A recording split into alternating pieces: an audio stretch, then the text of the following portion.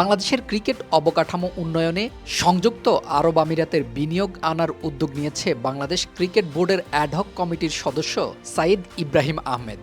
এ লক্ষ্যে আজ বাংলাদেশে অবস্থিত ইউএই দূতাবাসে দেশটির রাষ্ট্রদূত আবদুল্লাহ আলী আবদুল্লাহ আল হামদির সঙ্গে বৈঠক করেন তিনি। বৈঠকে বাংলাদেশ ও ইউএইর মধ্যকার ক্রিকেট সহযোগিতা, অবকাঠামো উন্নয়ন এবং সম্ভাব্য বিনিয়োগ নিয়ে বিস্তারিত আলোচনা হয়। বিশেষ করে বাংলাদেশের ক্রিকেট উন্নয়নে ইউএই সরকারের আগ্রহের বিষয়টি গুরুত্বের সঙ্গে উঠে আসে।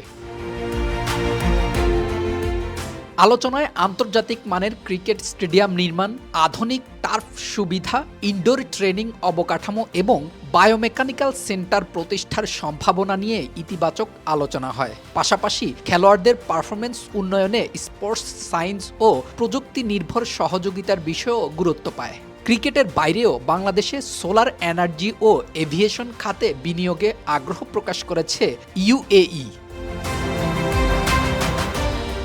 বৈঠক শেষে সাইদ ইব্রাহিম আহমেদ বলেন, বাংলাদেশের ক্রিকেটকে বিশ্বমানের পর্যায়ে নিতে হলে আন্তর্জাতিক সহযোগিতা ও আধুনিক অবকাঠামো উন্নয়ন অত্যন্ত গুরুত্বপূর্ণ। ইউএইর মতো একটি দেশের সঙ্গে অংশীদারিত্ব দেশের ক্রিকেটের জন্য বড় সুযোগ তৈরি করতে পারে।